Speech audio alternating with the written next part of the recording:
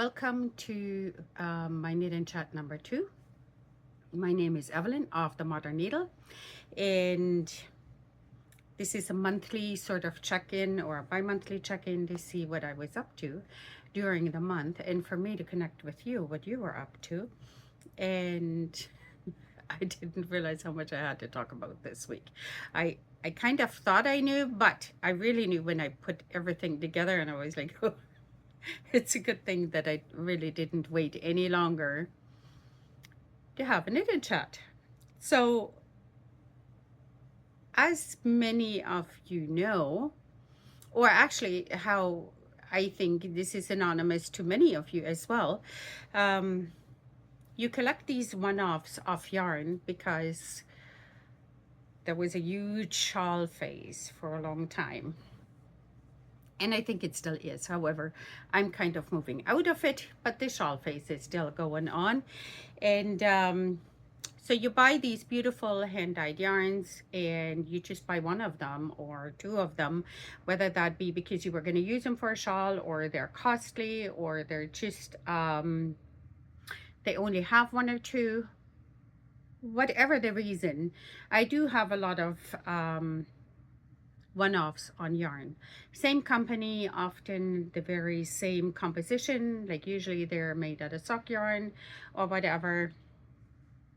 Then came the period of the fades, so that further the one-offs collecting that would go well together. And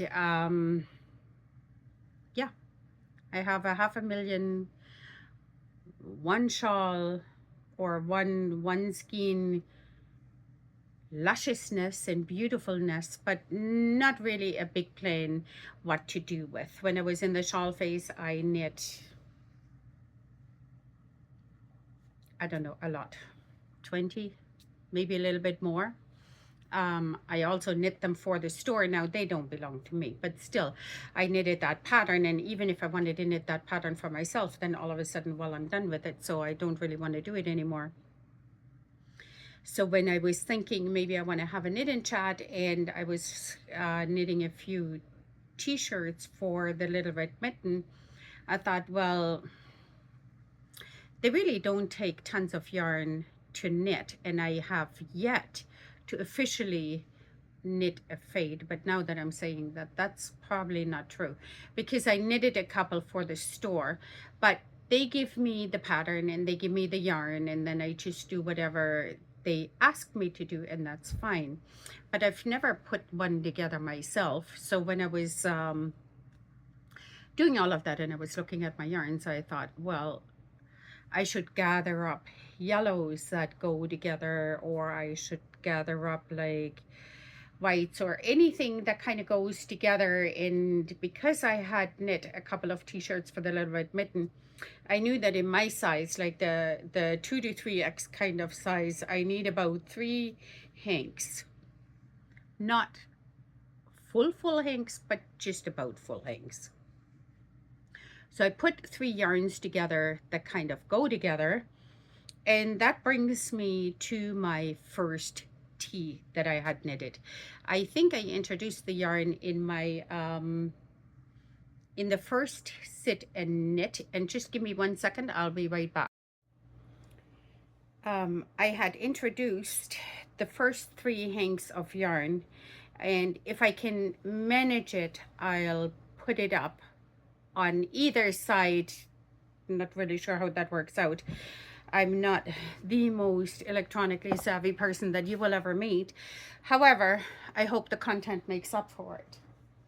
So I had looked at a t-shirt that I wanted in it that would work well with 3 hanks of yarn together, and I had picked the yarn and I showed it in my first sit and knit. So here's the first one, here's the second one, and here's the third one. And this is a Malabrigo, and it almost looked like jewelry colors, like ice cream, different colored ice creams in a cone. They're so vibrant and just so beautiful. My niece bought me that hank of yarn for Christmas the one year because it reminded her of the things that I like, because I like the clear jewel tones. And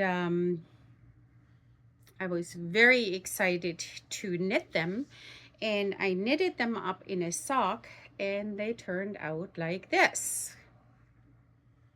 And you can see the clear colors here in the heel, and the reason why you can see that without pulling is that this is a shorter circumference and the colors stack different. But in the pulling of the sock, like, I would have never envisioned that they would knit up like this. So I was kind of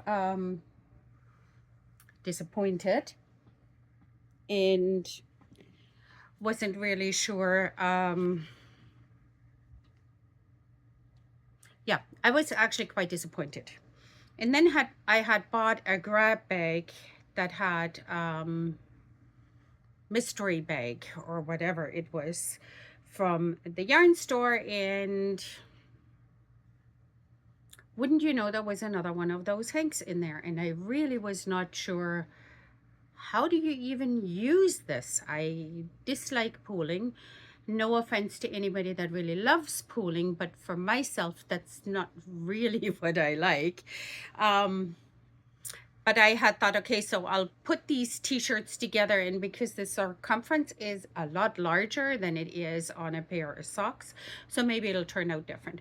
So I had picked the Skylights Tee by Tennis Fiber Arts, and she is from Montreal, so a fellow Canadian, and I love her designs.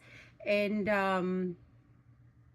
I picked this tee, and I picked the 3 yarns that go together, and I showed it in the last knit and chat. So this was number 1. I have a little bit left over of the number 2. I'm not quite sure where I put that. And then I used up all of number 3, which is this. I used it on the I-cord for the sleeve, as you can see here, which was really pretty, and it turned out beautiful. I don't mind the pooling on here. It actually looks quite gorgeous when I have it on. And I just faded it in, and I did first I did 1 of the new color, then 2 colors of the original color, then another row of the color that I want to fade in, then 1 and 1, like 1 row and 1 row, and then so the transition is about this far, and then it's this here is the second yarn, and then here I'm in the 3rd transition, and here I think I did 1 row and 2 of the middle, and then 1 row, and then again 1 and 1. I didn't really do that 1 and 2 for very long. I think I have 2 of those rows, and then I just marled it right in. So very, very different when you look at it. Does not look like the same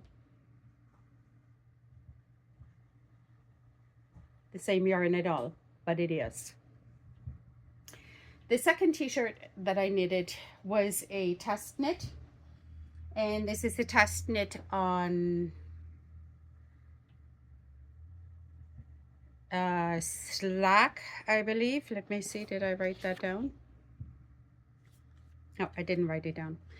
The host platform for this is Slack, and it is it's a free app, and then the designers, they just open their chat rooms in there, and it is called Skylights, sorry, it is called Right as Rain Tee by Knitosophy Designs, Jamie Hoffman. It will released on or around the 29th of August. And as you can see, it is quite pretty. The star attraction is this middle band here. And it's very, very, very pretty. How it goes into the V. It's really lovely how this was done. It fits quite well, and again, it used 3 almost 3 skeins of yarn, and I had used on the other tee, I only used about half of the first one, and so I kept that pattern going throughout, or that theory throughout. I used a little bit more than half, I think, when I was about, yeah, just when I was about getting ready to divide for the arms, or just a little bit before that, I started transitioning in color number 2. So I had this left of the first one. I knitted all of number 2, and this is what I have left of number 3. So I guess number 3 I could have knitted right to the end, if I wanted to. Now, what did I do here? I think I wasn't really sure if I had enough, so I think I just did a couple of rows of the number of this yarn here. And then I went back to the yellow to finish the sleeve to make sure that I had enough, just to bring a little bit of color into the sleeve, and that worked out really well. So t-shirt number 2 is called Right as Rain from Jamie Hoffman, and it will be released on August 29th, and it just kind of fit into my little traveling yarn bowl here.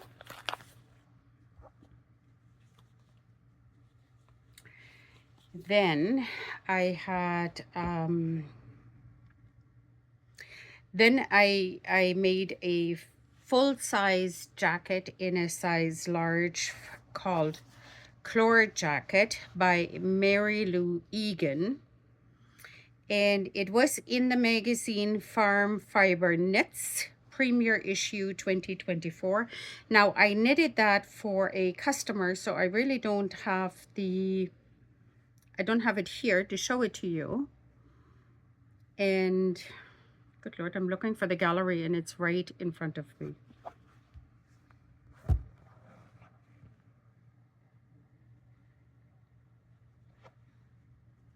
And this here is the cardigan. It's a beautiful cardigan.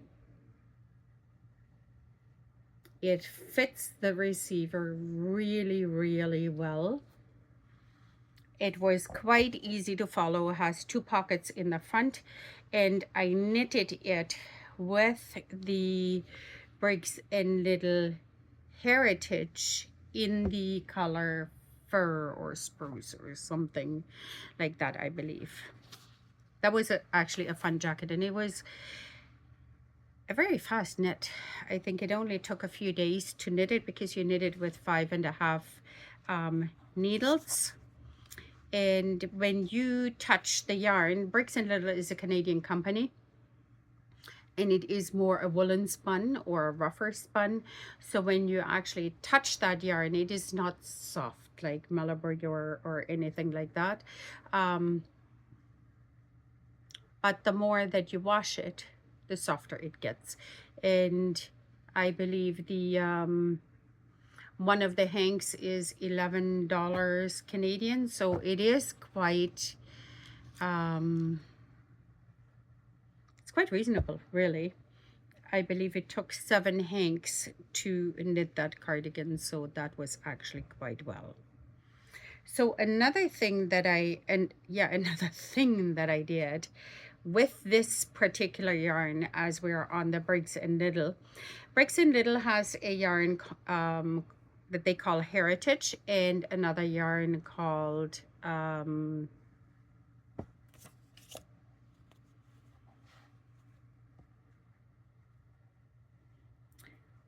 it just escapes me for a minute. The name will come to me in 2 seconds. They have one that you can use for socks and one that you shouldn't use for socks. The Heritage is, I believe, 100% wool. The Heritage is 100% pure wool, and the other one, which I have, wait 1 second.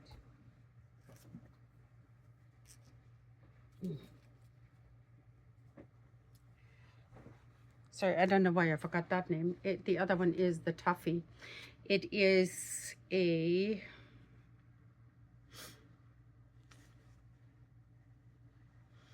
80 wool and 20 nylon. It's made for boot socks. And I have a lot of heritage and I have a lot of Toffee because I'm knitting a lot of boot socks, and I've developed a pattern for the boot socks. And they're kind of like the same weight, so you can use them interchangeably depending on what it is that you knit. So I had seen this little guy as a pattern on Makerist. And Makerist is a platform like Ravelry. They have a little bit of different things on there. They also have sewing and crochet, and it's not just fiber as yarn fiber. And the puppet was supposed to be knitted out of fingering type yarn, knitted with 2.25, I believe, millimeter needle. And I really didn't want to do that. I wanted to have him a little bit bigger. And I just totally fell in love with him right away. And I thought, I have so much heritage and so much Toffee that I'm pretty sure I can pull the colors together. And I believe, because I'm not washing this is not an issue, that I'm combining a sock yarn and a wool yarn, and it worked out really well. So I like the gauge that I use for the socks, and the socks gauge is a 4 millimeter. So I thought I'm going to use the same instructions, but instead of 2.25 or 2.75 or whatever it is, I'm going to use 4 millimeter. Now I could have done a swatch and I could have done all kinds of different things and figured out how big he was going to be, but at the end of the day, he was going to be as big as he was going to be, and I was okay with that. So this is him. And again, he feels a little bit more woolly. And then of course, because I have so much of these two yarns, the Sprigs and Little, I could mix as many colors as I would want in here. So I wasn't really bound by the 4 or 5 colors that they had. I kind of stuck to it, but for the stockings, I just used extras that I had. The same with parts for his hat and whatnot. So I have lots of little bits left over from the socks, and that's kind of what I used. And it is knitted in the flat, and I just knitted it in the round. So you actually start with the head, then you transition to the neck, separate out the sleeves, knit the body, then knit one leg, and then knit the other leg, which was perfect. And then this ruffle here, you knit completely separate, and the ruffle just gets tied on. Then you knit the hat, and the hat is uneven lengths and has these beautiful little boggles on it. And I actually crocheted this cord here. I didn't just want to have a dangling strand there, and intertwined it, and then I made this. And again, I knitted it in the round and then just stuffed it as I went. So I had to stuff the head, then the arms, then the body before I closed it and went on to the legs, etc. I sewed the buttons on after. The head has polyfill, and the body has little plastic bits, almost like crushed walnut shell, so that he has a little bit of a body. Now what I thought about too late is I made a giraffe from I made a pattern of a giraffe, and the giraffe has a neck, and it has a longer neck, and it's quite floppy. So what I had thought, I really didn't, in again, making those decisions like in the evening, oh my God, I love them. I have everything that I want here. And I get started. And when I got to the neck and I joined the body, I realized, well, I don't really have anything to stick in here to stop him from flopping around. What I had wanted was, years ago, they had the thinner pool noodles. They were about this long and they were about this thick. And I could have stuck that in there. And then when I tightened the neck, I really could have pulled threads across to sew it on properly so that his head sits pretty tall. Of course, I didn't have that. Then I thought, well, maybe I'll use a marker that's no longer good for a marker because it's all dried up. So I stuck that in there, but it sort of lost it slid down. It's now in here somewhere if I were to feel it. I think he's here as a spine now. But what I thought, I want to make another one, and the way that I'm going to make that one and attach the neck, that it doesn't flop all over the place, is I went to the Dollar Tree here, and you can buy these things here.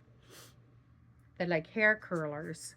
And I can stick this into the neck and into the body and use a thicker sewing thread or even yarn with a bit of a pointier needle and go right through this material and sew it from the one side to the other so that this does not move and get lost in the body, either up in the head or down in the body. So when I sew it, it'll stay in here and the body always moves. Now, of course, when I wanted to look for these, I couldn't find it.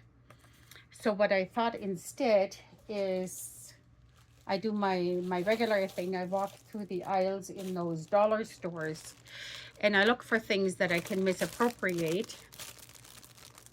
And what I had found was these foam brushes here. And they have, I don't know, 2, 4, 5. There's 5 brushes in here. So this bit is really soft. It has a bit of a plastic thing in here, a harder plastic that's here. Doesn't really flex. But what it has is, as you can see, it has a bit of a plastic thing down here. So once the head was finished and I could insert this into the head and the neck there, fill the rest out of the head with a plastic fiber fill, and then cinch it closed here. Because it has this plastic that sticks out to the sides, it will not move into, like, it won't slip down into the neck and will be non-existent. So it'll stay put where I want it. And even this here is soft enough that I could, sew bits of that into the neck so that the neck can move. However, I didn't do that, but I did buy some things for the next one that I'll do. And the next one I might even blow him up bigger and knit with a size 6 or 6.5 millimeter and double this yarn. I'm not really sure how I want to do that just yet. Anyways, my sisters, one of them is quite allergic and quite sensitive to yarn, but I had to show him off because he was just too dang cute. And so she's holding him like this because she can't even bear to touch the wool. So she's holding him like this, but she says, oh my God, I love this hat. I want to have a hat like this. So I'm looking at her and I'm thinking, you would wear a hat like this? Of course, she says, and she walks a lot. So that's burned off another project. So enter know me hat, of course. Then I go onto Ravelry and I have a look and see. There's nothing like this on Ravelry, so I thought, okay, I will make my own, which I did. And I'll write out the pattern. And it's quite gorgeous. So I had already knitted up to here, I believe. I was just about to split it for the two tails here when she said, well, don't make it too long because I don't want it getting caught in the strap of the purse when she is out. So I was like, oh, good thing you said that. So I had made the hat and just followed my own design, and instead of making these pom-pom things,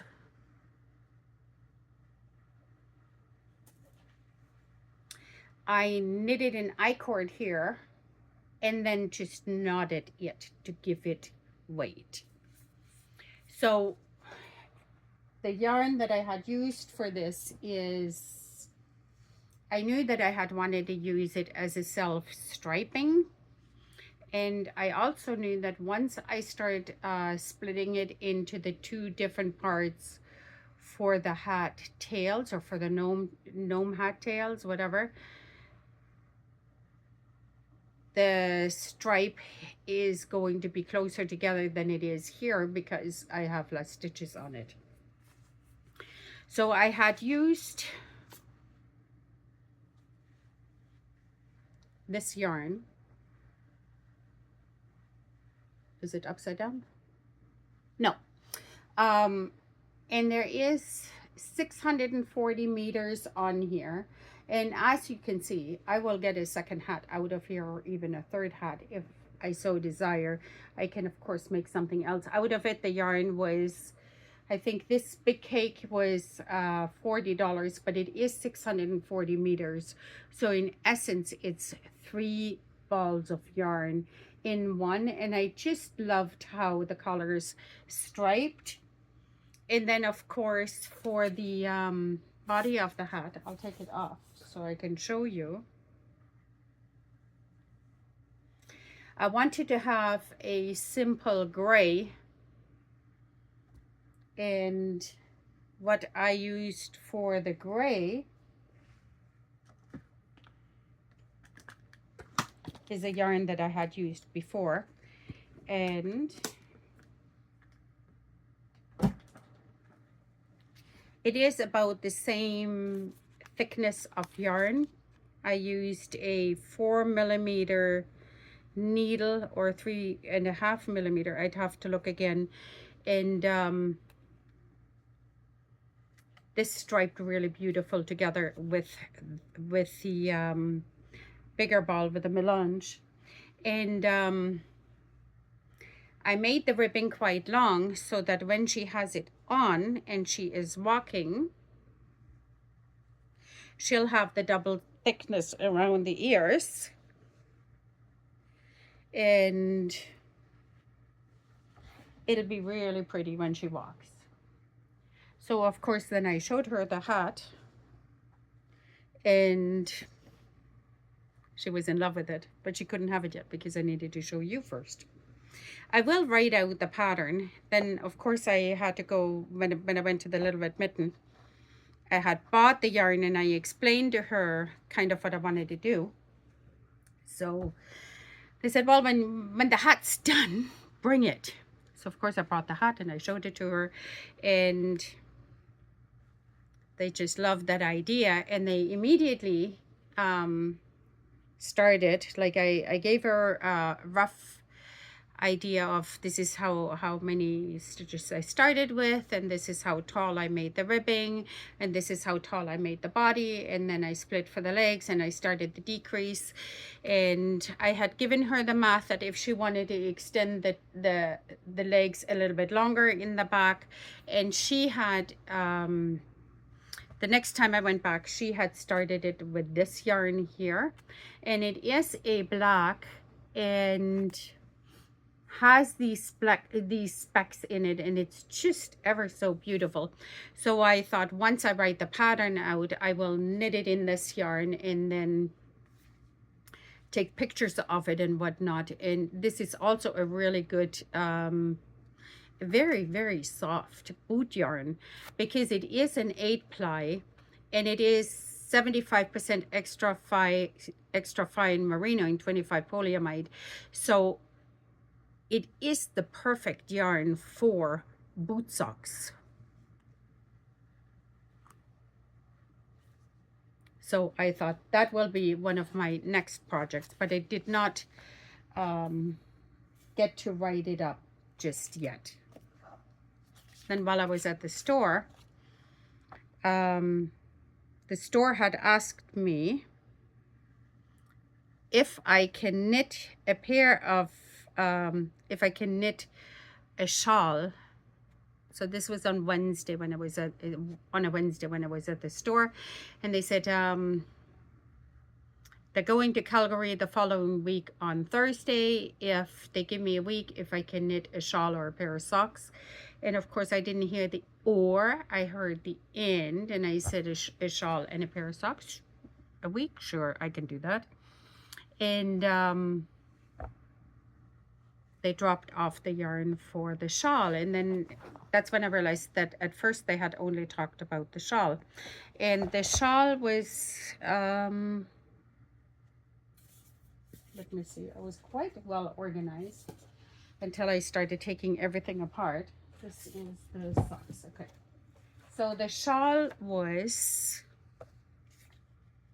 Painted Pebbles by the Forest City Knit Girls. And the Forest City Knit Girls is a pair of sisters and a friend, I believe, and they're also in London, Ontario. So it was quite pretty. And it had these bands of garter separated by bands of eyelet lace. The yarn for this is unbelievably beautiful. It is a slubby yarn, and look at this yarn. Is that not just unbelievably gorgeous? And the pattern just was perfect to highlight the sections of this particular yarn dye. Like Jolyn did a really, really fantastic job. And then the eyelet pieces is in the colorway of Peony. And I'm kind of surprised that the pattern, that the camera is picking up the color really well. So this here is the in between stripe, and it was just beautiful. And one of the color theories that I was listening to is that you shouldn't really use black in either quilts or any knitting, but try to go into whatever colorway that you're thinking and go the darkest that is almost a black. And I think this is why these play so well off one another. This is the really, really, really, like, just close to being black, but it has this, it is this tone here. So if you were to have like a wedge with this color scale of this pink here, this would be very, very close to the top, and this would be very, very close to the bottom just before it turns into black. So they did a really, really great job, and I believe that they're gonna have they're putting together kits for that particular shawl in those particular colors. So then I brought it back on Saturday to the store, and then they gave me the pair of socks. And the socks, the sock yarn that that Jolyn had dyed is called Campfire. And look at this yarn. Does it really not look like a campfire? And they were just really regular plain old Jane socks.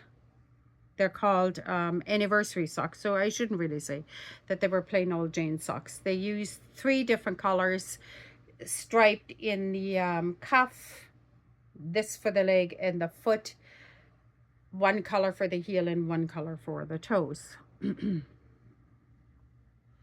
Laid out actually quite pretty. And the contrast colors were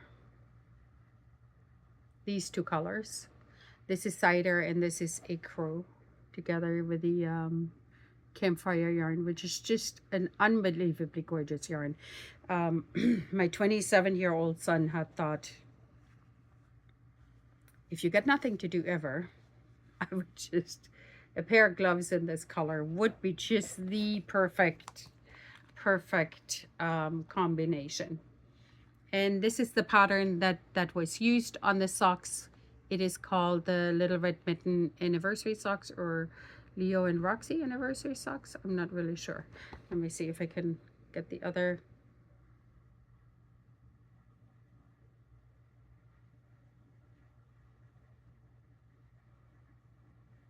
Okay, I wanted to have a bit more of the ribbing so you can see the socks right here. They were just very fast to knit because they were just so beautiful. I just wanted to see, how is this going to turn out? Like, how is this going to end up?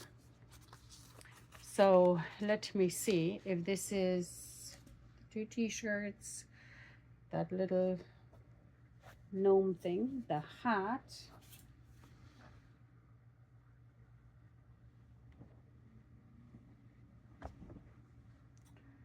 the jacket. Okay, I believe now I talked about, oh, almost. Now I talked about all of the things that are finished. I have one more semi-finished project, and it is a cowl that I had started and finished. It is not quite finished. It has the one I-cord on this side. It still needs an I-cord in gold on this side, but I didn't want to finish it because I wanted to film a tutorial about how do I attach these I-cords and make the transition completely invisible. So I will show that. I was going to do this in this knit in chat, but I think it'll be just too long because I also want to talk about what have I started. So I have signed up for multiple tests, and this is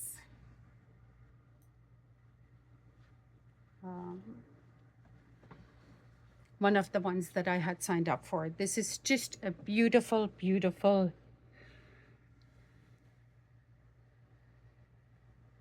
sweater. I will make this short sleeved simply because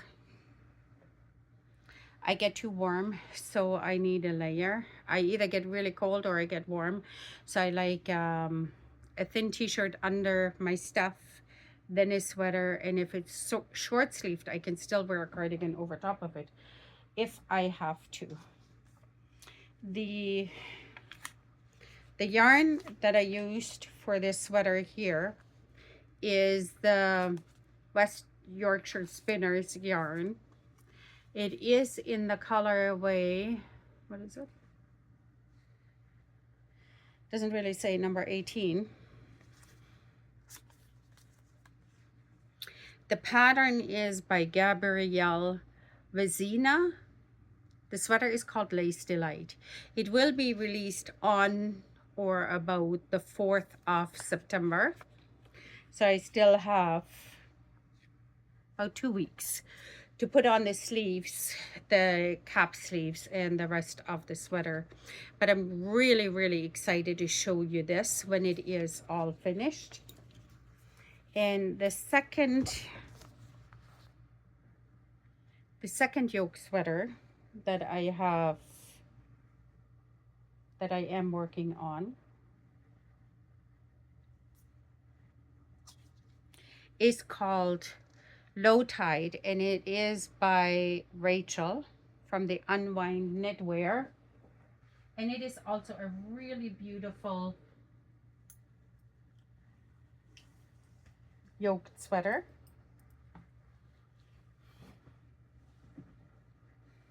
don't have as much cord here as I do on the other one, and it's actually not quite as voluminous. And as you can see, this sweater here, it will be quite beautiful.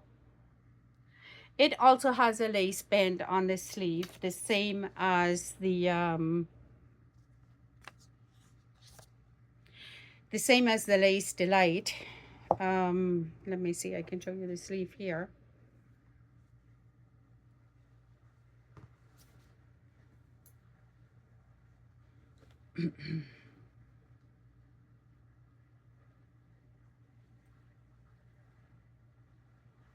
The lace will go right down the sleeve, which is gorgeous. The sweater has full-length sleeves and a little bit of a split hem. But again, once you buy the pattern or whatnot, you can make that any way you want. Usually for the tusts, we need to have permission to say, can we make it short sleeves? Can we split the hem? Like, and sometimes the designer says no. I've signed up for a test that is due in January, I believe, and it has a full turtleneck. So I had asked the designer if I can shorten the neck, because a turtleneck for me, that just, I would be pulling at it all the time. And it's in a finer gauge and it's color work and all of that. So she had said no. So I had said, well, all right, I'm very sorry, but I can't see myself putting in that many hours into a sweater where I'm completely pulling or constantly would be pulling on the neck. I can't see myself doing that. So then a couple of days later, she said, well, go ahead, you can amend the neck, which was fine. For this sweater here, again, this is called Low Tide and will be released September 11th. So I have a little bit longer for this one here. And I believe this one here is light enough that I will make the full length sleeves. And the yarn that I used for this is Holst Super Soft, and the color is called 68 Robin Egg, and it has a little bit of heathered look to it, which I quite like. I always like a little bit of bang for the buck in the color. I don't like just solid colors. That's the same with quilting. I don't like the flat colors too much. It's just a thing. So anyways, it's quite beautiful. Now Holst yarn, even though it says super soft, it is not a super soft yarn. I don't know why they added that. It's almost like I'm telling you it's super soft, therefore you may think it's super soft. No, that's not how it works. It's not, but it is so beautiful and light that if I were a cami or a very thin long sleeve tee under it, or just a regular tee, this will be the perfect layering piece. And when you use the super soft, it almost presents itself as a light fingering weight. However, once you wash that, or once you soak it and block it, the yarn puffs up unbelievably, and it is still really, really light. It is one of my favorite full sweater yarns, just because they're just so light. As I had said before, I do suffer from rheumatoid arthritis, so my joints get really sore, or my shoulders and my hips have flares. But what that also means is that whatever I knit for myself, it can't be that I already used 10 hanks of yarn and I'm making a sweater or a cardigan that's 7, 8, or 900 grams. Like that's almost a kilo. It's 2 pounds. That is too much weight for my joints to bear, and I wouldn't be able to wear that comfortably versus this. At very most, this will be a little bit more than a half a pound, and it'll be a full-size sweater. Also, if I want to go somewhere, it'll really pack light. So that is one of the things that I need to consider when I knit anything for myself. When I look at the Lace Delight sweater, it's also quite a rough yarn. It is a bit thicker, and I did pick a size that was a little bit more oversized because I wanted more like a tunic-y, kind of like looser sleeves where my long sleeve can poke out under it, and then I can wear it over leggings or over, I don't wear jeans a ton. I have more cottony kind of pants, so it'll be quite nice. And I believe I used two balls. This is my third one, so this sweater here will be quite a little bit bigger and heavier. Sorry. Now the last thing that I do want to show you is what I think is a really cool project. It is called Jethro. Did I show you everything else? Yeah. I have a couple of socks in between there, but they're really not they're really not exciting. So I want to show you the Jethro sweater in case you have not seen that before. It is also from Tennis Fiber Artist, and I like crocheting as well, so I like granny squares. However,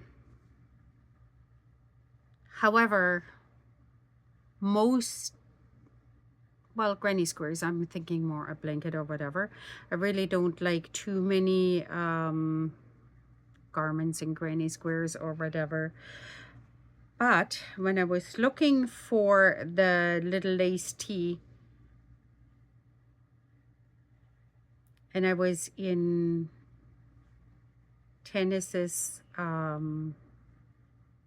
Etsy shop with her patterns, and what do you know? She has a cardigan called Jethro, and it is made out of granny squares. However, the collar and the button bands and the sleeves are knitted. It's not it's not crocheted, it's knitted. So this is the sweater, and I'll open that up. It'll just take a second there, so just give me 1 minute.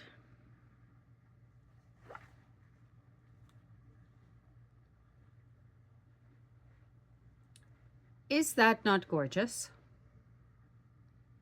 And I believe that the sizes go from quite small to really large. She did a really, really good job sizing that. And I put all of my little bits and bobs into this beautiful little box.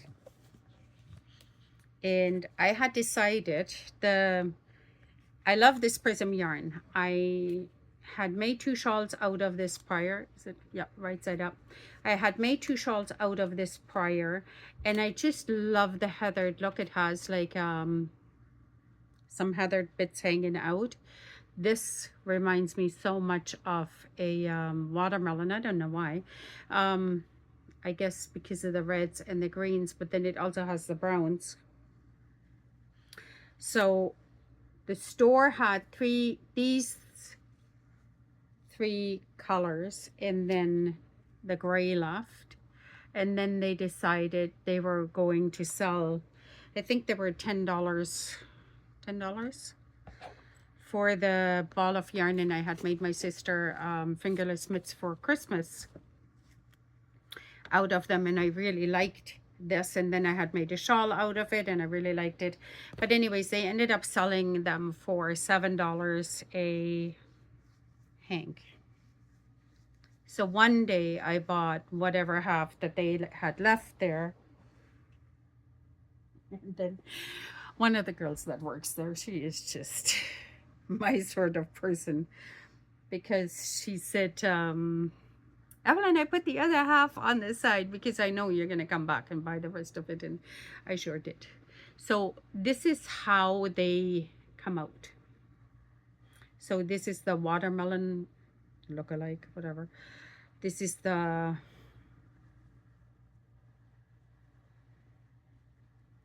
teal and the green.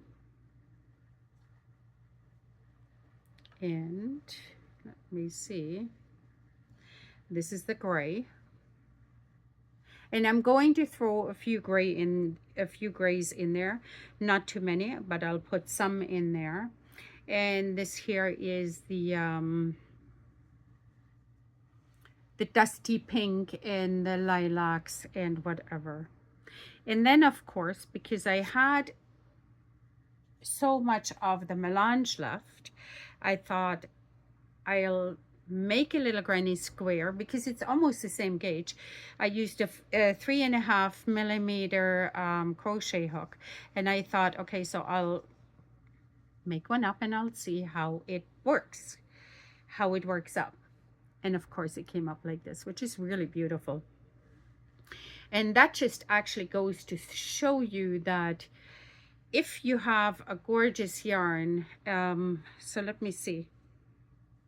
So for the point that I'm trying to make here is I have this one in this color. And then I have this one. So they don't quite look the same, even though they're from the same ball of yarn. Here you get more blue with the green on the edge. And here you get it more interspersed.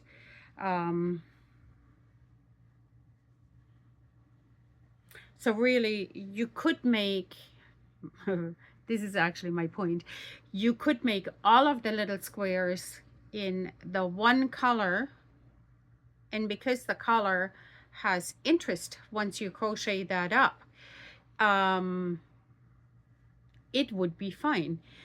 And then you could, any one of these colors in here, like it could be a chartreusey, anywhere from a really light lime to a darker apple green, or any of the blues, a very light sky blue to a navy blue, or an ecru, or a white, or a gray.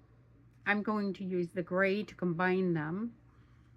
Any of them you could use to combine them and to knit the button band and the sleeves in it, and it would just be a gorgeous cardigan. And when Tennis knit hers, and she has a video series that kind of goes with it, the pattern is really well written.